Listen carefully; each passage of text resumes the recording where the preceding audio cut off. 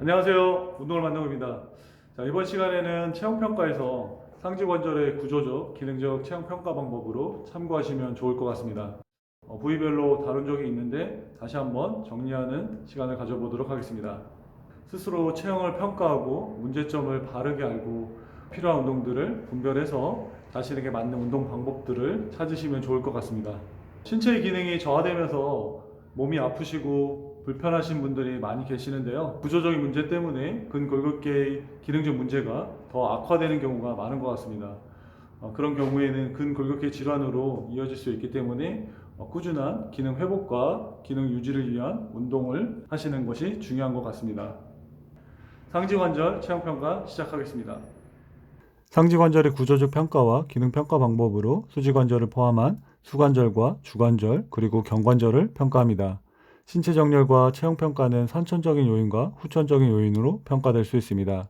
선천적인 체형과 후천적인 체형 변형을 정확히 알고 그에 필요한 보완 운동과 기능 회복을 위한 운동을 하는 것이 중요합니다.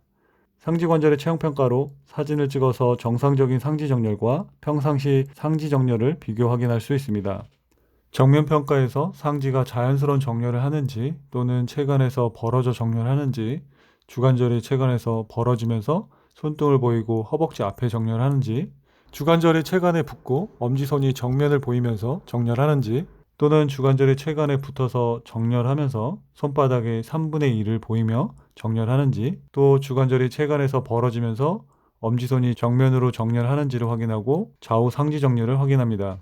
후면 평가에서는 좌우 팔꿈치의 정렬이 후면을 보는지, 측면으로 돌아가 정렬하는지, 주관절이 체관에 붙어 있는지, 벌어져 정렬하는지를 확인하고 손바닥이 보이는지, 손날이 보이는지를 확인합니다. 또 손바닥이 보인 상태로 정면을 보이게 사진을 찍어 봅니다. 이때 주관절이 정상적인 외바니가 증가되어 있는지, 감소되어 내바니가 증가되어 있는지를 확인합니다. 그리고 검지와 중지, 약지, 새끼손가락의 길이를 확인하고 수관절 중립에서 수지관절을 가볍게 주먹을 쥔 상태를 같이 평가합니다. 손목과 그립이 정상적인 수평각에서 증가되어 있는지 감소되어 있는지를 확인합니다.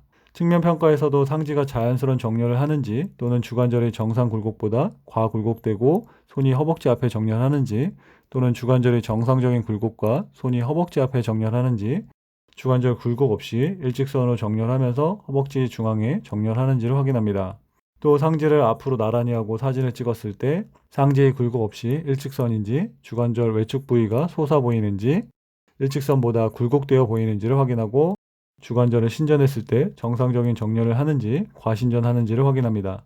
경관절의 구조는 상완골과 견갑골 그리고 쇄골이 결합된 복합관절로 고정되어 있지 않고 상지의 다양한 움직임을 조절하고 안정적인 지지 기반의 역할을 합니다.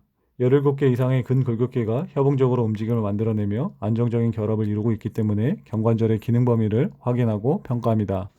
경관절의 외전 기능 범위는 약 160도에서 180도이며 대표적인 외전근으로 삼각근은 기능에 따라 전면 섬유, 측면 섬유, 후면 섬유로 나뉘고 주 외전 기능은 측면 섬유이며 전면 섬유는 외전에 관여하지만 주로 굴곡과 수평 내전, 내회전에 관여하고 후면 섬유 또한 외전에 관여하지만 주로 과신전과 외회전, 수평 외전에 관여합니다. 또 상완 이두근, 장두 섬유가 외전에 관여하고 극상근과 승모근 상부 섬유, 중부 섬유가 경관절의 외전 기능에 협응합니다. 그리고 굴곡 기능 범위는 약 150도에서 170도이며 굴곡근으로 기능에 따라 삼각근 전면 섬유가 굴곡에 관여하며 대흉근 상부 섬유와 상완 이두근 단두 섬유 그리고 오해완근이 경관절 굴곡 기능에 협응합니다. 또 경관절의 과신전 기능 범위는 약 40도이며 과신전근으로 기능에 따라 삼각근 후면 섬유가 관여하고 대원근, 광배근, 상완 삼두근, 장두 섬유가 과신전 기능에 협응합니다. 경관절의 거상 기능 범위는 약 40도이고 거상근으로 기능에 따라 승모근 상부 섬유와 중부 섬유가 거상 기능에 관여하고 견갑 거근이 거상 기능에 협응합니다. 하강 기능 범위는 약 10도이며 하강근으로 광배근과 기능에 따라 승모근 하부 섬유, 소흉근이 하강 기능에 협응합니다. 후인 기능 범위는 약 25도이고 후인근으로 승모근 상부 섬유, 중부 섬유, 하부 섬유와 광배근 그리고 대능형근, 소능형근이 후인 기능에 협응합니다. 경관절의 전방 견인 범위는 약 30도이고 전방 견인근으로 소흉근과 정거근이 전방 견인에 협응합니다. 상완골의 내회전 기능 범위는 약 70도이고 내회전근으로 삼각근 전방 섬유와 대흉근, 견갑하근이 내회전 기능에 협응합니다. 상완골의 외회전 기능 범위는 약 60도이며 외회전근으로 극하근과 소원근, 그리고 기능에 따라 삼각근 후면 섬유가 외회전 기능에 협응합니다. 이 기능 범위가 제한되어 있는지 과도한 기능 범위를 유지하는지를 확인하여 경관절의 기능 범위를 평가합니다. 평상시 상완골이 중립 정렬하는지 내회전 정렬하는지에 따라 체간의 정렬에 영향을 줄 수도 있고 상완골 내회전의 증가는 라운드 숄더의 원인이 되기도 합니다. 주관절의 구조적 평가는 사진상에서 정상적인 외반위보다 증가되면 외반주, 감소되어 내반위가 증가되면 내반주 체형으로 평가합니다.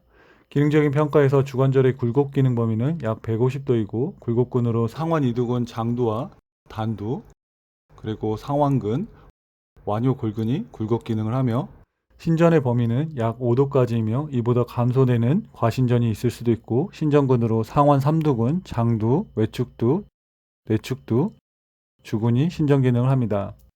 주관절 회내 기능 범위는 중립에서 90도이며 회내근으로 원회내근, 방형회내근이 회내 기능을 하고 회외 기능 범위도 중립에서 90도이며 회외근으로 상완 이두근, 장두, 단두, 회외근이 회외 기능을 합니다. 주관절과 수관절은 요골과 척골이 같이 작용하며 약간 비틀린 상태로 중립하는데 중립 상태에서 90도 회내하며 반대로 90도 회외합니다. 이 기능 범위들이 제한되어 있는지 과도한 기능 범위를 유지하는지를 확인하여 주관절의 기능 범위를 평가합니다.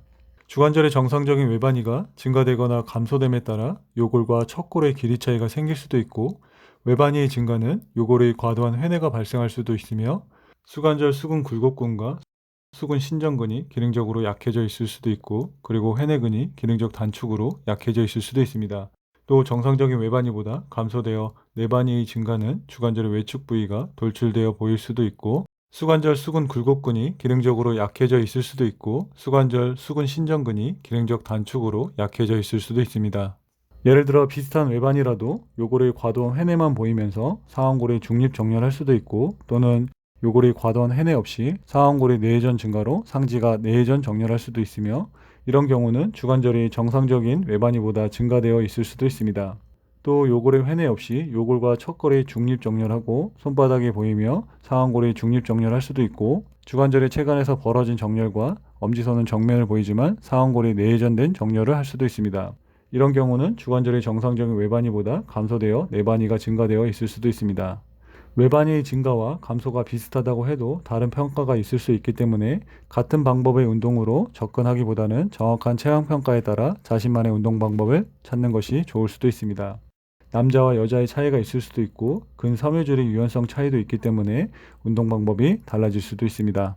수관절의 평가는 수관절의 중립에서 수지관절을 가볍게 주먹을 쥔 상태로 확인했을 때 손목과 그립이 정상적인 수평각보다 과도하게 증가되어 있는지 감소되어 있는지를 확인합니다.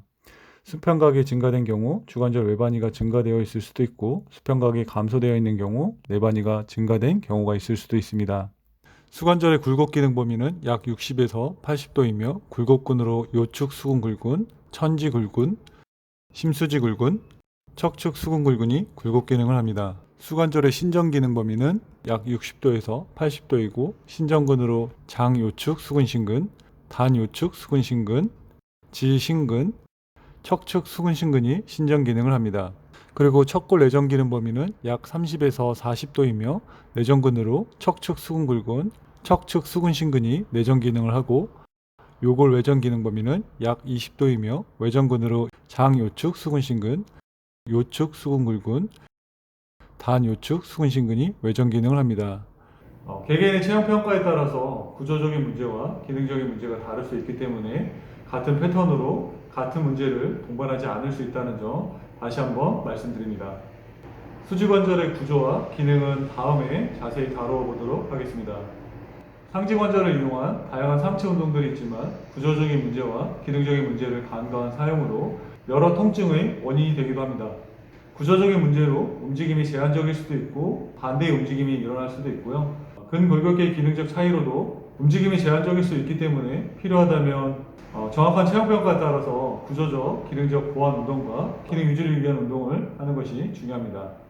상지관절은 주관절의 외반이 증가와 감소에 따라 영향을 받을 수밖에 없고 일상생활에서의 주관절 외반위의 증가는 상지의 내외전 정렬을 증가시킬 수도 있어서 라운드 숄더의 원인이 될 수도 있습니다. 상체 운동에서 기준점을 그립을 잡는 것부터가 아니라 경관절에서 상완골의 중립과 안정적인 지지 기반으로 기준점을 잡고 좌우 주관절 외반위에 따라 요골과 척골의 중립에서 잡히는 그립으로 상체 운동을 하는 것이 자신에게 안정적인 동작과 부상 예방을 할 수 있는 방법이 될 수도 있습니다. 좌우 주관절 외반위 차이가 있다면 좌우 그립이 달라질 수도 있기 때문에 고정된 그립보다는 그립이 자유로울 수 있는 덤벨이나 손잡이 발을 이용하는 것이 좋을 수도 있습니다. 상지관절의 구조적, 기능적 차이를 확인하고 기능 회복과 기능 유지를 위한 운동을 분별해서 자신에게 맞는 운동 방법을 찾으시면 좋을 것 같습니다. 오늘 준비한 영상은 여기까지고요. 항상 바르고 건강한 평생 운동을 응원하겠습니다. 감사합니다.